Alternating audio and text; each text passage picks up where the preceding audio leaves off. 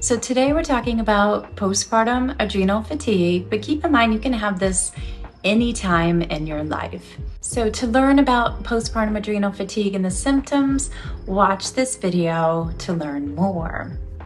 So to summarize, adrenal fatigue is made up. It's an alternative medicine term.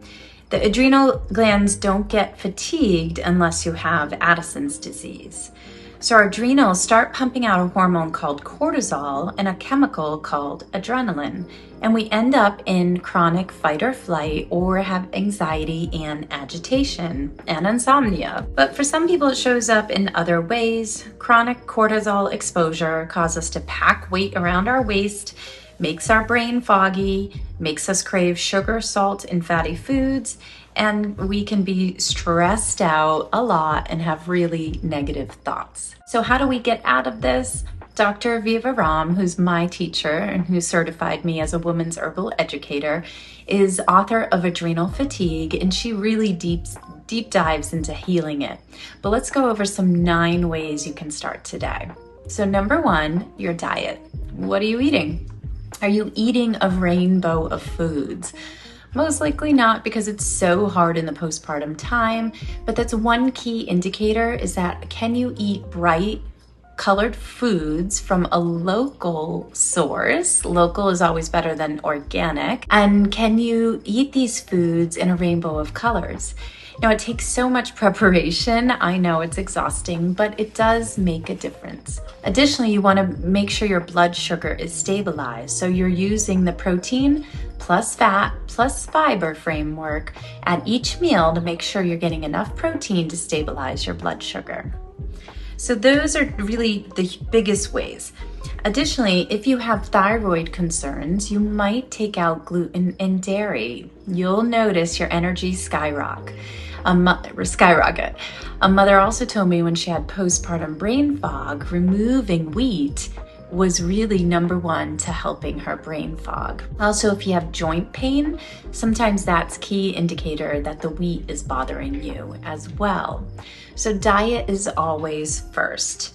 Additionally, to soothe your adrenals, you might consider reducing coffee or eliminating it and eliminating alcohol as well. The other thing we do wrong as moms, which I'm guilty as well, is just having coffee in the morning.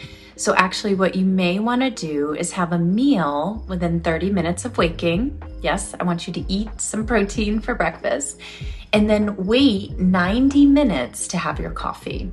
So you might consider waiting to have your coffee till you have a belly filled with food rather than the opposite of what we've been doing, which is just having coffee without food. Insist on having your coffee like I do.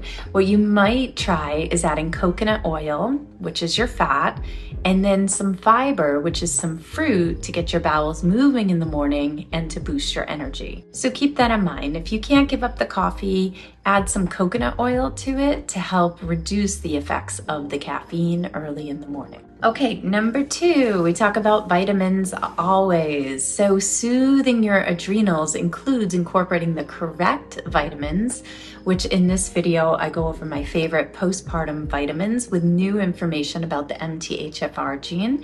So if you have the gene, you may need methylated B vitamins. This may really help increase your energy and reduce your fatigue. But some people might have a hard time with the methylated vitamins, so just keep that in mind. But I go through it more in the video about how to figure out if you need these methylated vitamins. Additionally, if you're struggling, your adrenals feel depleted, you probably need some adaptogens. So what are adaptogens? They're a category of herbs that help us adapt to stress and prevent burnout. I go over in this video my favorite adaptogens, even if you're breastfeeding, and how they can really help support your body. You've probably seen them everywhere now. So you've got ashwagandha, you've got reishi, We have adaptogens in our coffee and in our drinks now. So it's really amazing how we're incorporating these herbs more freely to help prevent burnout. So adaptogens is another way to help soothe a postpartum adrenal fatigue. And they are in fact safe while breastfeeding. So I do have tons of information if you are breastfeeding and you're worried about taking these herbs for the first time. Number 4, you want to consider restoring your gut health. Now, what do I mean by that? It's very common, very popular, that we have something called dysbiosis and or leaky gut syndrome. So you have an imbalance of your gut bacteria, or it's been happening for so long that the tight junctions of your intestines, these are your tight junctions, if you put your hands together, they're supposed to be close or sealed.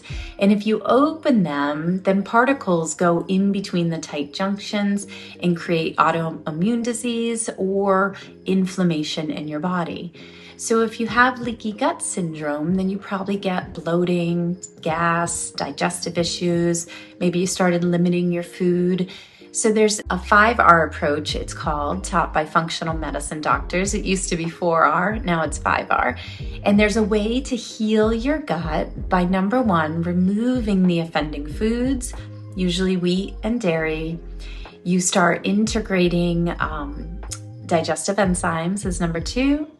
Number 3, you integrate probiotics and you re-inoculate the gut. And then you consider reintroducing the foods or changing your lifestyle to help replenish the gut and heal your body. So it really, really does work. I spent years without eating wheat. I healed my gut, and then I was able to eat it. I am able to eat it occasionally now. I wouldn't have it all day long. But it does work for you and helps heal digestive issues. I've also learned during this time of having Lyme and the co-infections how important it is to open your drainage pathways. Dr. Jess taught me this. And what that means basically is that you're sweating most days of the week, which tends to happen when we have kids. You're pooping 1, 2, or 3 times a day, and the poops are banana shaped. You're drinking enough water. You have enough minerals in your water, so you're supporting your kidneys. Also, you're supporting your organs, such as your liver and bile ducts. So she talks about opening your drainage pathways, which I'll talk about more, but it really has made such a change in my health and in my body. So that's something to consider too if you're struggling with adrenal fatigue. Can you just sweat for a few minutes in the sauna? Not 30, but like 1 to 2, and drink lots of water, and then work your way up more and more, especially if you don't sweat when you exercise like I do. Okay, number 5, improving your sleep. Improving your sleep. So if your adrenals are shot, if you are tanked out and exhausted, how is your sleep? It's the number 1 thing I look towards for good health. So that brings us back to diet. Are you drinking any alcohol? Are you eating too much sugar? So these things affect our sleep. Can you take herbs at night to help your sleep?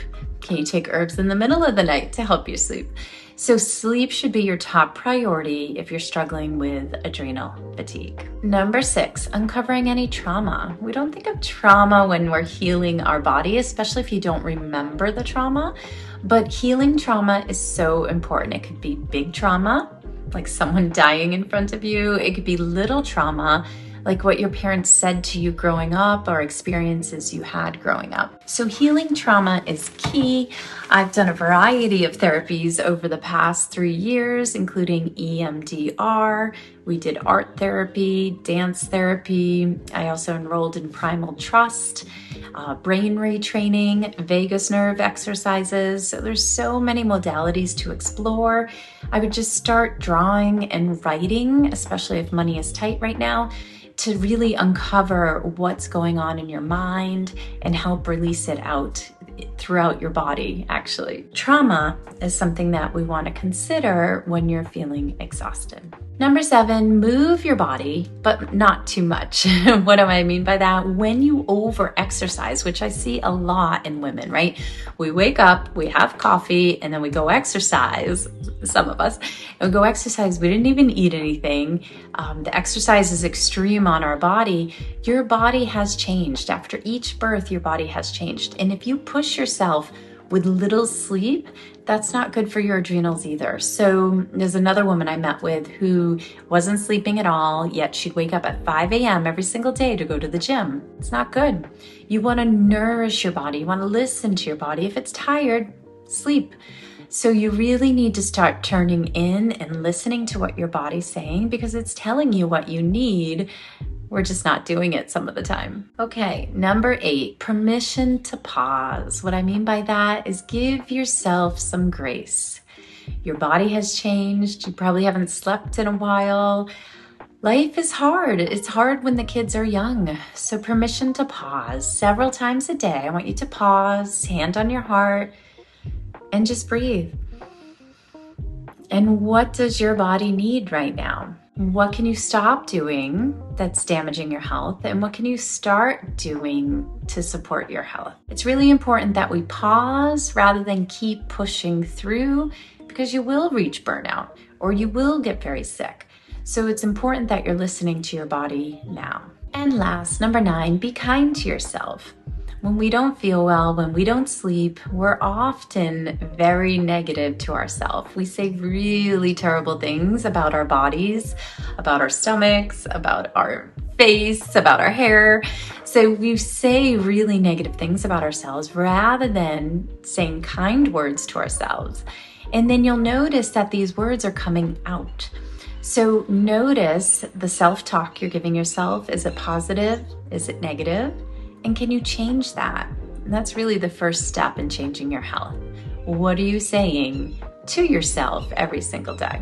So let me know in the comment area below if this helped you, the 9 ways to soothe postpartum adrenal fatigue. I hope you enjoyed this video. If you would like to see something in my upcoming videos, some topic I haven't explored yet, let me know in the comment area below. I'd really appreciate it. Additionally, don't forget to grab your free roadmap on healing anxiety and depression naturally. Thank you.